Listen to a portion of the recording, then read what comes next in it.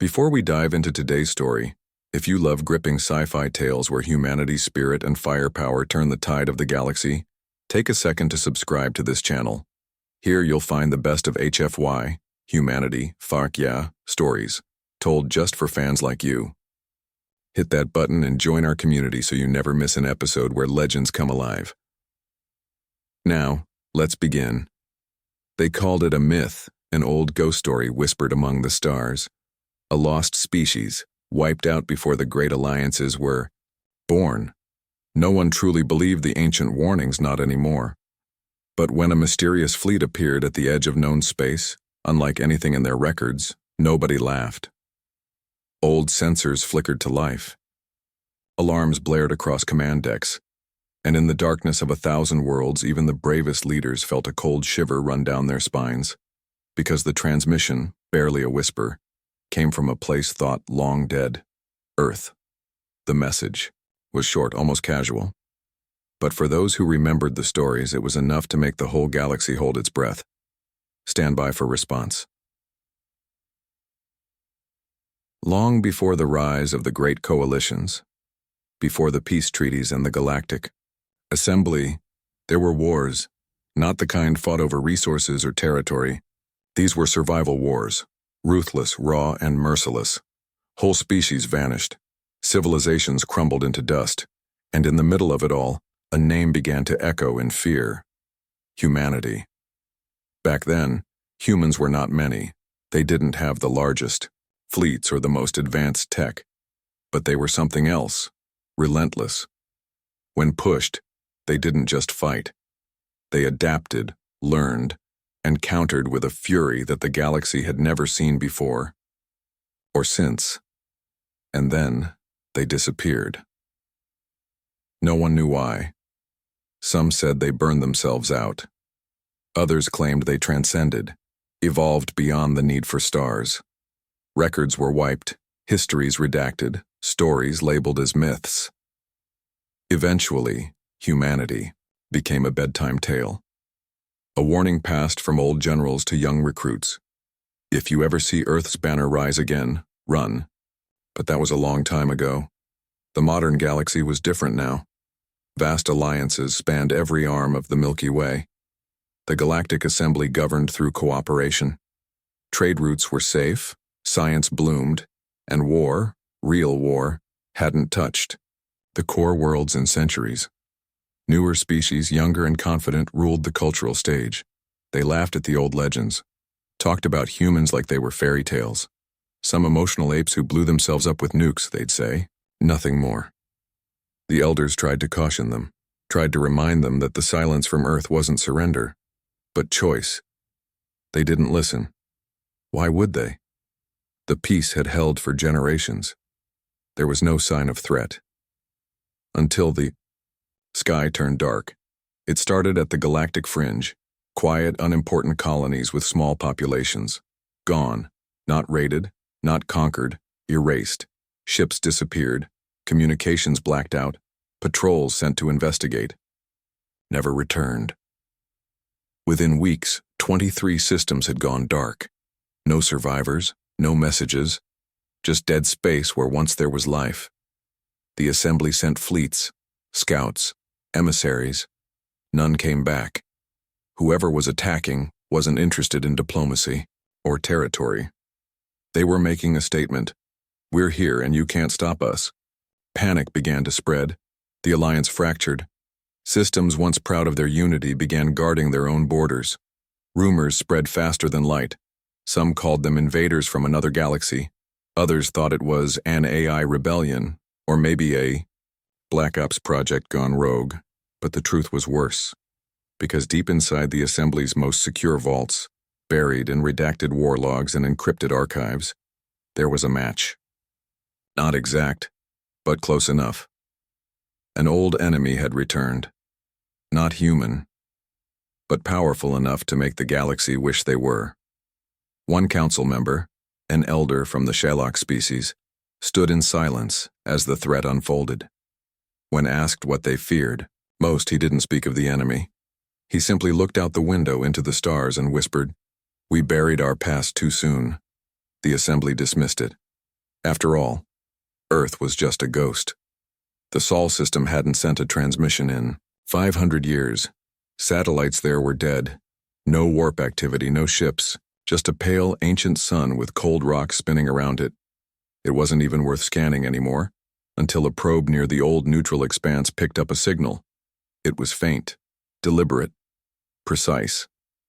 Encoded in a format not used in centuries. A language. The translators struggled to identify, until it clicked. Earth Standard English, one line. We are aware. Stand by. The galaxy had seen war before. It had faced uprisings, rogue empires, even ancient machines that crawled out from deep time. But nothing moved like this new enemy. They didn't conquer. They didn't enslave. They consumed. Entire planets were stripped bare, not just of people but of oceans, cores, and atmospheres. What they left behind wasn't ruin. It was nothingness. Like the system had never existed at all. They came from nowhere. No diplomatic channels, no demands, no declarations, just silence. Then fire. The Galactic Assembly mobilized everything it had. Fleet after fleet poured into the contested zones. Some of the best military minds coordinated multi-system strategies, flank maneuvers, fleet formations, AI-piloted cruisers, planetary shield grids. It didn't matter. Every engagement ended the same way. The enemy adapted too quickly, countered, every move like they had seen it before. Some theorized they were drawing from a hive mind. Others claimed they were using predictive AI far beyond anything known, but nothing explained how they always knew. Nothing explained why even the best plans fell apart within minutes of contact. The enemy didn't just react. They anticipated. The morale of the assembly shattered. Worlds began withdrawing from the united front. Civilizations pulled their remaining fleets home. The outer colonies were abandoned, left to burn or vanish without protest. The assembly's response turned from coordinated defense to survival.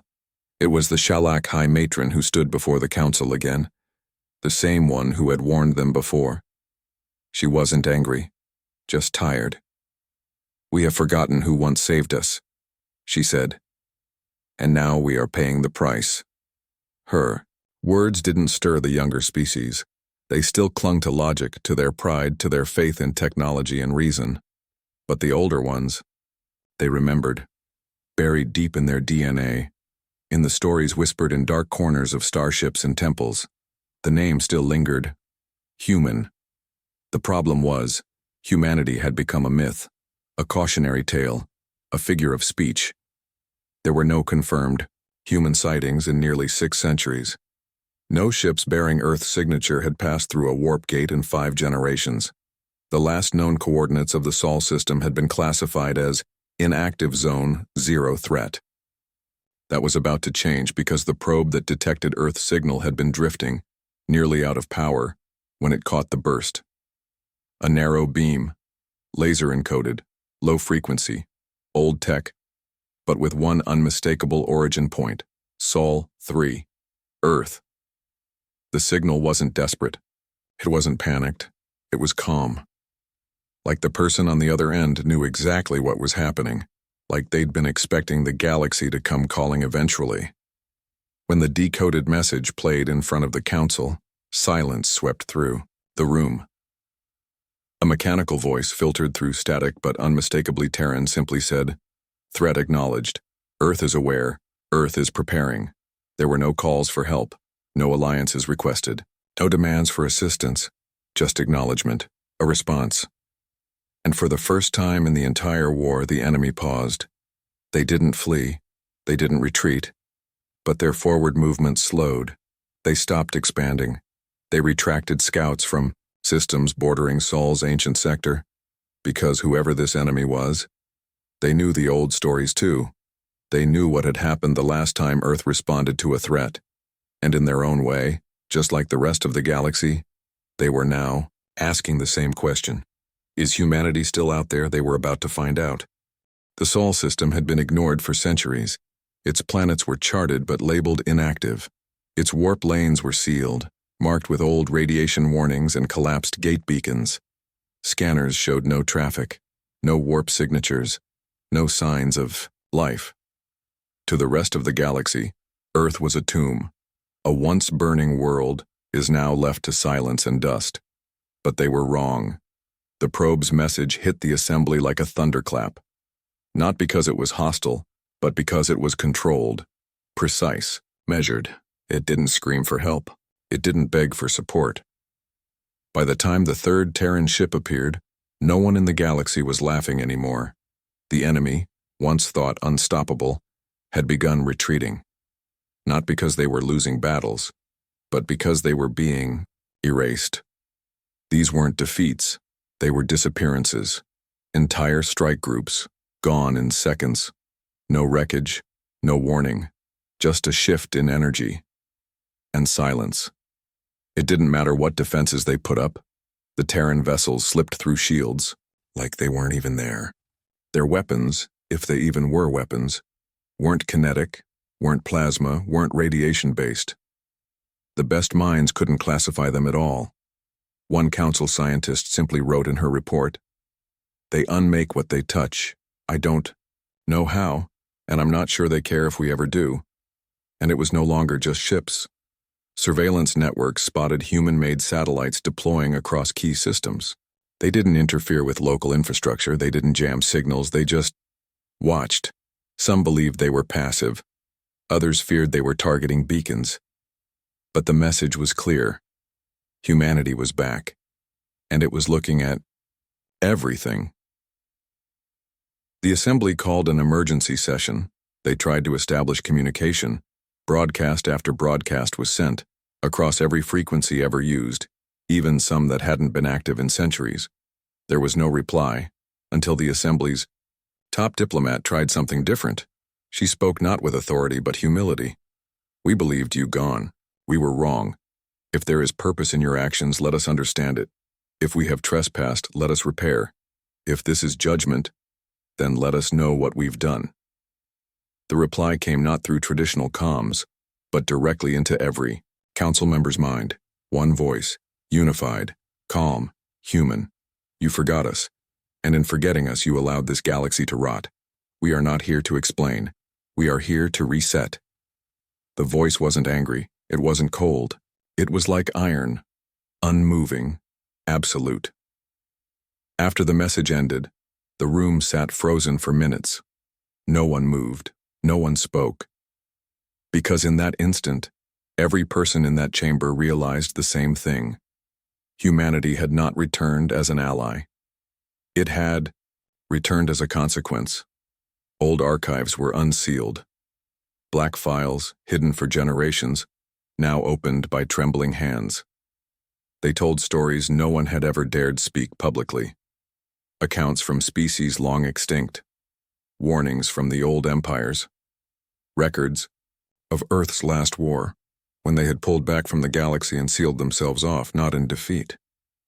But to keep the galaxy safe from them, they hadn't left because they lost. They had left because they chose mercy. And now, that mercy had run out. One planetary leader tried to organize resistance, claiming that humanity could be stopped with a united front. Their message never reached its destination, because before they could send it, every system on their world shut down simultaneously. Power, data, gravity stabilizers, atmosphere processors, all offline. The planet didn't explode. It didn't burn. It just stopped. Later analysis showed the surface remained intact.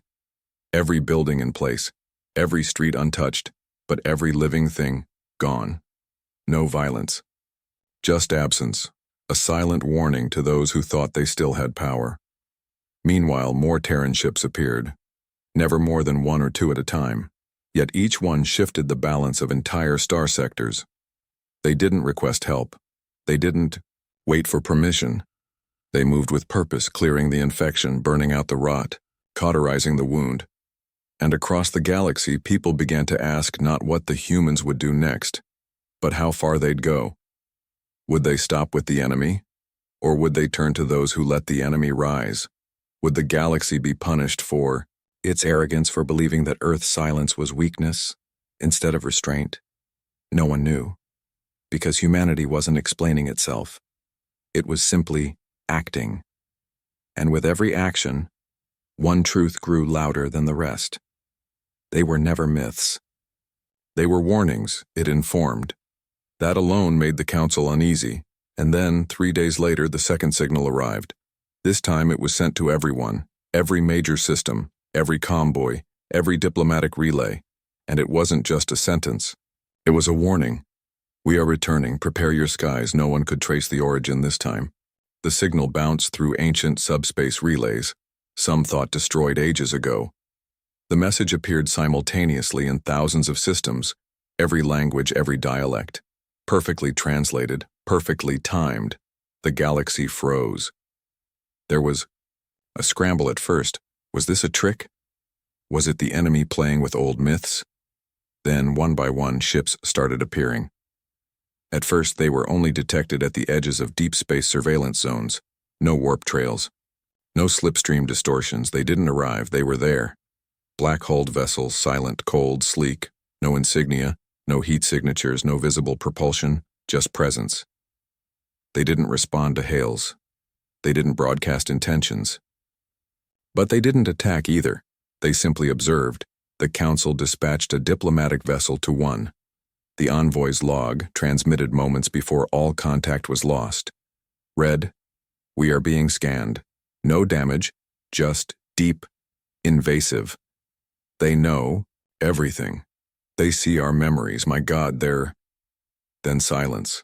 When the vessel was recovered, it was intact. The crew alive, unharmed, but their minds altered, quiet, unwilling to speak. Eyes hollow like they had seen something that broke their understanding of the universe. Only one of them left a message, scrawled on a data pad with shaking hands. They didn't forget us. They were waiting. And now they were here.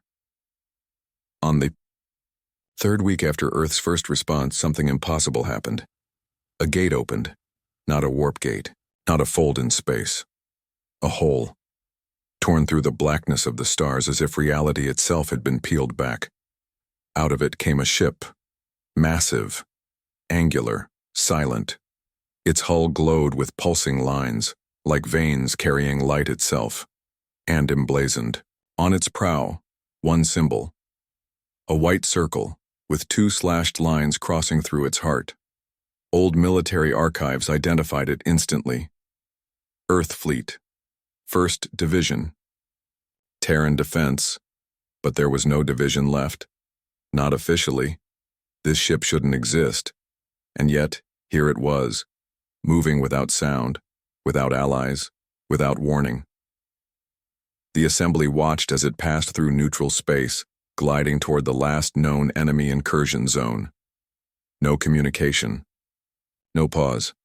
And then, in a place known as the Hesh Corridor, a region where 3 entire fleets had vanished, it acted. Surveillance stations recorded it. They say the ship never fired a weapon. They say it simply appeared, paused, and triggered something, a wave, a pulse, invisible to the eye but not to machines. The enemy fleet, over 50 vessels, froze, and then, piece by piece, they disintegrated, not exploded, not burned, unbuilt. Like their atoms had simply lost the will to remain. The Terran vessel didn't stop to inspect the wreckage. It turned, shifted through the hole it had come from, and disappeared. 3 days later, another ship appeared in a different system, then another, each one doing exactly the same thing, hunting down the invader, neutralizing it completely, then vanishing. No survivors, no negotiations, just silence and finality. Earth had not returned. With armies, it had sent judgment, and the galaxy finally understood. The stories weren't myths. Humanity had never been gone. They were just watching. And now, they had seen enough. There was a phrase once whispered in ancient wartime strategy halls. The Terrans don't fight wars. They end conditions. Now, the galaxy understood what that meant. Where other civilizations built grand armadas of thousands of ships, Earth moved with only a few. Where others deployed armies across planets, Terrans dispatched single crafts. And where other species measured battles in days or weeks, humans measured them in seconds. The first full engagement was over the world of Ankara 7. The enemy had deployed a planetary siege force, 8 orbital dreadnoughts, 2 skybreakers, and over 200 atmospheric assault drones. The colony below had hours, maybe minutes left. A single Terran ship entered the system. It wasn't large. It didn't look threatening. If anything, it appeared old, scarred, dark-hulled, silent. No glowing engines, no signature weapons, the air. Vindrax laughed. Their ships formed up, prepared to swat it like an insect. Then the Terran ship sent out a signal. Not a threat, not a demand. Just a phrase, broadcast in every language stored in the Galactic Codex. You have 30 seconds to evacuate. They didn't. The next recording, the only surviving feed from Ankara 7's orbital network, captured what followed. The Terran ship deployed 6 points of light. Just 6. They hovered for a moment in space, then vanished. The next moment, every single enemy ship lost power. No explosions, no fire, just silence. Then, structural failure. The dreadnoughts folded in on themselves. The drones fell from the sky like dead leaves. No one aboard any of them had time to scream. The entire siege fleet, gone. The Terran ship didn't land, didn't gloat. It simply rotated in place for a moment, scanned the planet, and left. Not a single civilian was harmed. Not a single Terran foot touched the ground. But a message had been sent, across every system, every star, every species. We do not miss. From that day forward, battle logs stopped referring to them as ships. They began calling them judgment platforms because that's what they were. Precision weapons guided by something beyond calculation. Not rage. Not revenge. Just resolve. Another incident was recorded at the edge of the Lorian sector. A Vindrax superweapon platform, larger than a moon, capable of destroying entire planets, was preparing to fire on a refugee convoy. The Terran ship arrived, just as the weapon charged. No warning this time, no countdown. Just one pulse, not even visible to the naked eye. The superweapon didn't explode. It simply dissolved, molecularly unraveled, like it had never been built. Even the metal dust that should have remained scattered into nothing. Refugees from that convoy would later describe the moment as a breath of the void itself passing through us. There was no shockwave, no heat, no destruction, just the disappearance of death. But it wasn't just their weapons that terrified the galaxy. It was the knowledge. Terran craft knew enemy positions before they arrived. They disrupted comms across systems they hadn't entered yet. They planted countermeasures inside enemy command hubs months before showing up. It became clear. The humans weren't acting out of desperation. They weren't catching up. They were already ahead. They had been listening, watching, tracking everything for years, maybe centuries. And the moment came not when they could act, but when they decided it was time to. One shattered enemy warlord left a final message before his defeat. In a transmission now classified by the Assembly, he said, "We dug into the old codes. We found the truth. They never left. They just went quiet. And we were too stupid to understand what that meant." Now, everyone understood. Humanity hadn't disappeared. They had just stepped back, and while the galaxy danced, boasted, and forgot, Earth remembered. Their power wasn't in overwhelming numbers or brute force. It was in perfect clarity. They saw every angle, every weakness, every move before it was made. Because they weren't playing a war game. They were solving a problem, and to them, the rest of the galaxy had simply become part of the equation. The enemy's advance didn't end in a final confrontation. It ended with withdrawal. Not a retreat in chaos or defeat, but something worse, a silent, calculated vanishing. They stopped attacking, stopped expanding.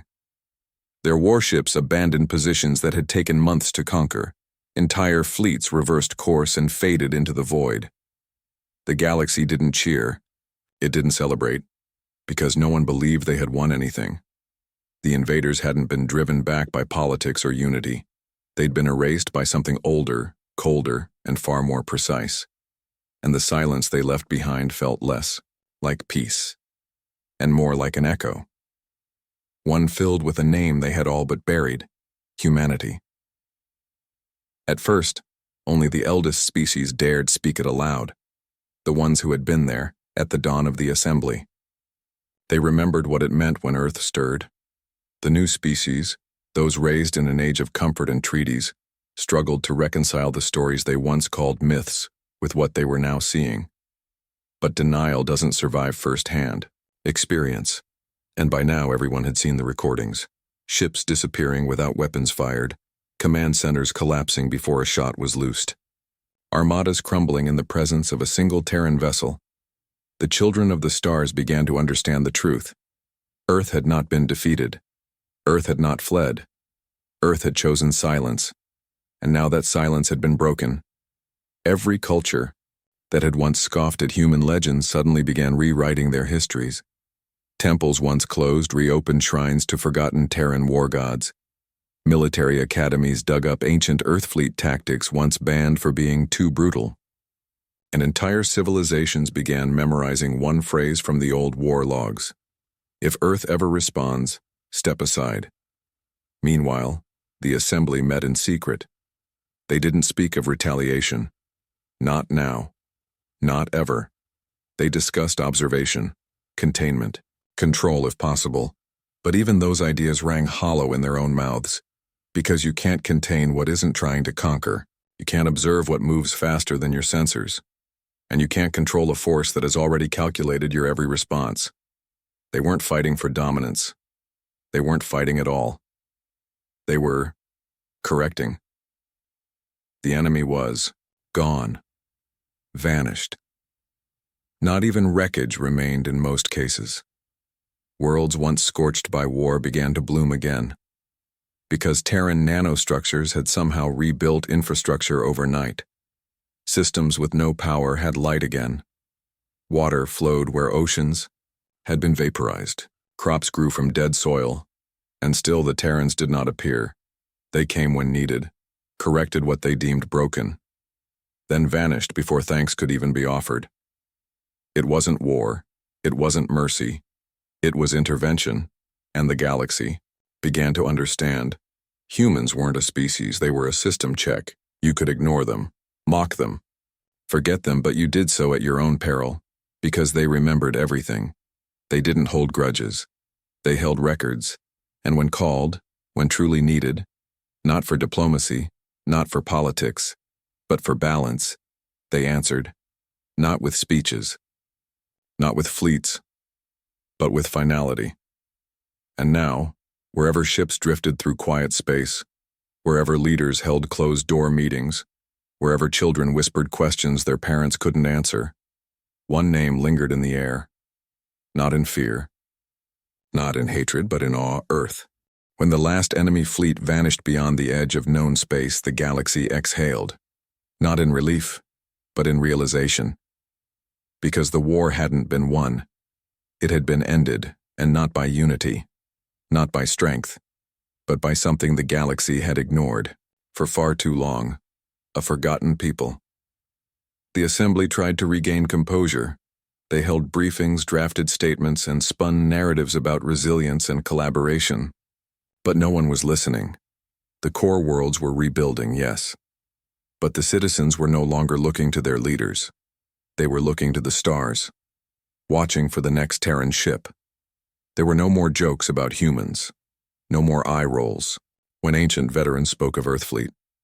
No more smug historians laughing at the idea that one planet, once dismissed as a cradle of chaos, had changed the course of the entire galaxy alone. The galaxy remembered now.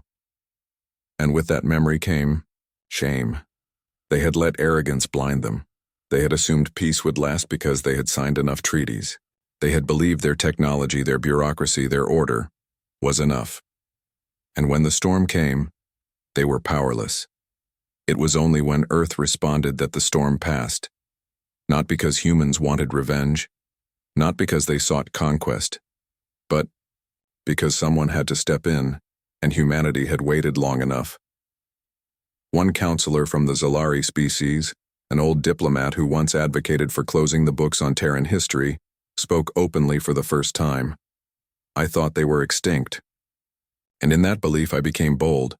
I dismissed warnings, laughed at signs, but now I see they were never gone, they were just silent. And we mistook silence for absence.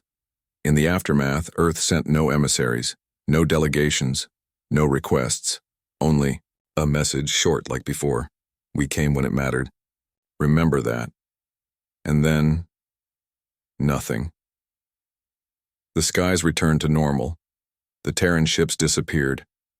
Even their satellites, once glowing softly in orbit, blinked out. No one knew where they had gone. Some said they returned to Sol, behind cloaked systems, hidden bases, or something even more advanced. Others believed they had spread out, watching from the void, unseen but ever present. But everyone agreed on one thing. The galaxy would never again make the same mistake. Statues were erected, not in glory, but in gratitude. School children were taught the old warnings, not as myths, but as truth. And every major civilization embedded a single protocol deep into their emergency systems. If Earth transmits, stop everything and listen. It was a new kind of peace, not built on fear, but on memory. A fragile, respectful silence across the stars, because the price of arrogance had been paid, and the galaxy had no interest in paying it again. The galaxy moved on, trade routes reopened. Wounded worlds healed. The stars, once shadowed by dread, shined with hope again. But something had changed, something subtle, yet unshakable.